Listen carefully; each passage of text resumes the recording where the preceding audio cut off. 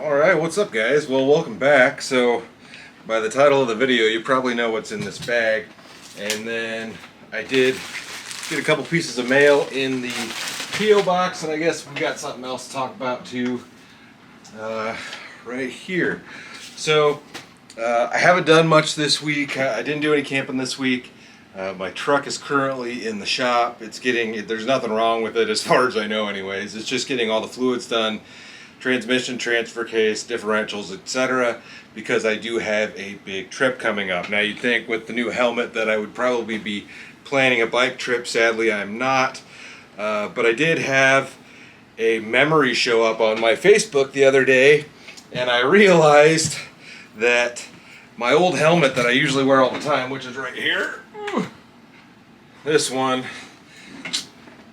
is way too old. Helmets, you should do like 3 to 5 years. You should ever get a new one, especially if you drop them. And I have dropped this one. It is cracked right there, if you guys can see that, and it's got some scuffs and stuff on it. This is an Icon helmet. I don't remember. Oh, it's an Icon Airform. It's pretty old. Got some awesome stickers on here. I'll have to see if I can get some more. That's Forever Two Wheels Company, just so you know. Those guys are out of Iowa. You should check them out.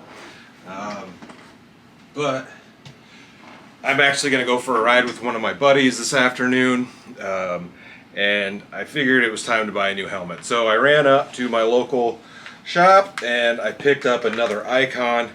This is almost identical, but this one is an Icon Airform. Pretty basic helmet, but this one does have a pretty cool added feature. When you pop that up here, you have this little switch on the side here, and you can put down your like a shade in there, like sunglasses basically. So you don't have to wear sunglasses, or you don't have to swap out your clear shield. I used to have a darker shield on that one, but I've just got a clear one on there now, and it is incredibly scratched up to the point where I can't close it really and see out of it. But there we go guys. So got the helmet on, like I said. If you've got this little switch here, and you can close that, and then you've got sunglasses, which is actually really nice to have on there, so you're not fiddling around. Normally if I need to switch them, we'll go ahead and pull that off.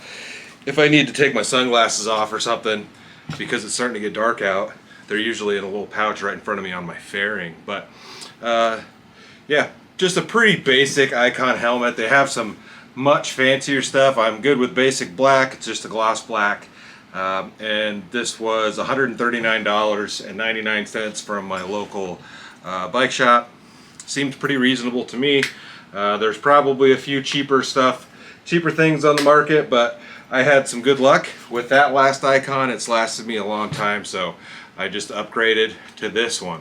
And this was the floor model. It didn't come with a box or anything. Normally if you order something like this off the internet, it comes in a box, which I think that other one, that other helmet I actually ordered online. And I'm just kind of, it's kind of hard to tell, but it looks as though if these accent panels right here, like they might pop off and they're kind of a different color. They might even be clear, I don't know. I can't tell if there's vents in there.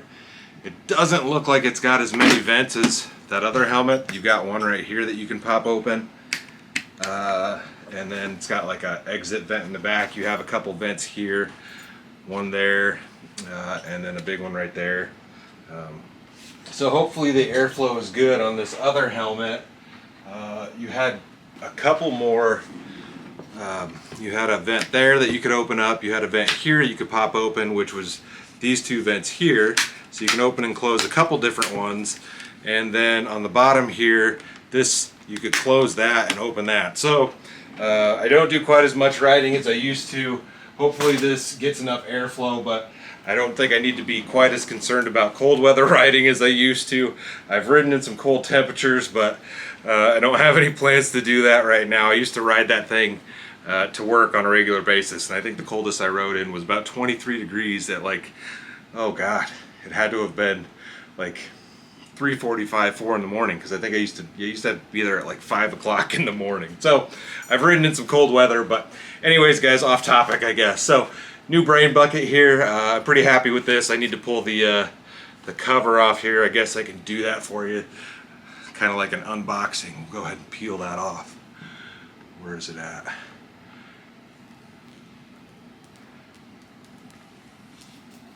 There we go. Nice and clear. That must be on the inside. Yeah, there's a little gunk on the inside there. I'll have to be a bit more careful to not scratch this one up. But that is very old on that other one. So, new brain bucket. Happy with that. I think it's a nice purchase. I really didn't do much research on it. I just ran to the bike shop and grabbed something that was reasonable. So we'll get into the next thing. So this isn't actually viewer mail here. This isn't from the P.O. box, but if you guys remember, over ice fishing season, I finally caught myself a master angler crappie. I submitted that to the state, and I've got, dang it, there's a little ding in it. I've got my certificate from Game and Parks for the master angler crappie. So I'm probably going to stick this thing in a frame and hang it up on the wall since it's my first one. It did come with a little pin because I did release it, so it's like a catch and release pin if I remember right. Yeah, catch and release master angler. You guys can see that. So that's pretty cool. I am getting that fish mounted. I don't think I ever said anything about it, but that is currently at a taxidermist. It's just getting a replica mount made, and I have no idea when that's going to be done. But once that's all done, I'll show you guys that stuff too, and by then I'll probably have a frame for this. Maybe we'll make a frame. I haven't done much woodworking lately. So yeah, there's that. Now let's move on to some mail. I just have a couple things here. This is from K. Klein in Clarinda, Iowa.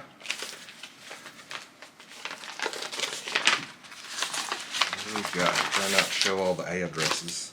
We've got some fishing lures and a note here. Let's see. Crazy Quady, you inspire us to get out and explore more. We live about 90 miles from you to the east in Iowa, and have ventured out to many of the places you have highlighted on your channel. We camp most every weekend as well, so you help us find interesting places to camp. The falls at Platte River State Park were great. We visited there last week after seeing your YouTube segment, camping and hiking there. Keep up the great outings. We can see you like to fish, so sending you some tight lines, UV lures for you to try out. They're really great lures and made not far from you in Maryville, Missouri, just down the road. Fans K and A Klein. So these are like blacklight lures. Let's see, it says it's got some information about the lures. We'll pop one of these out of the package here. They look pretty interesting. Tightlines UV has created the next generation of fishing tackle with the invention of ultimate vision through Tightline's new nano-infused polymerization technology. Bass don't have the UV filters like that of the human eye. That's why they prefer darkness to bright sunlight. Therefore, the only way the bass can protect their eyes from UV degradation is by retreating to shady areas such as stumps, submerged logs, vegetation, floating lily pads, etc. Ultimate Vision is an ultraviolet vision enhancer that is focused on the wavelength of light that bass use the most to search out their prey, but is transparent to fishermen's eyes. And it says I need to shine a black light on these lures and they will glow. I don't have a black light, but I might actually be able to get them to glow with the glow cup on this thing here. We'll see if we can do that on my Ice Hole Power Box. We'll see if we can get one of these to glow. Yeah, they're pretty interesting. They're like little swim baits with wings on them, basically. Look at that. So it sticks all out of there. So you've got like this skirt that goes through the bait. That's actually pretty cool. We'll see. Oh yeah. So it doesn't really, oh, it does glow it up a bit. You can check this out. That's pretty bright. I'm curious what that would look like outside. We'll drop that kind of in there. I hope you guys can really see how well that's glowing. We'll give it a second. We'll give it a second in there and see how well it glows. We'll shove her all down in there. See when we pull it out what it looks like. Thanks for the lures. I'll take these on that big trip I was talking about. We'll see if we can catch something with one of those. And then I've got another package here, and this is from R. Wilson in Lawton, Oklahoma.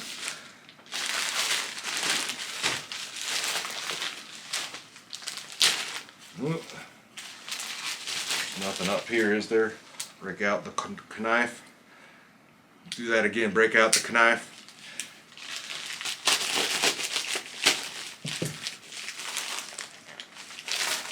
Alright, what is this? Got a handwritten note here. We've got a few things in here.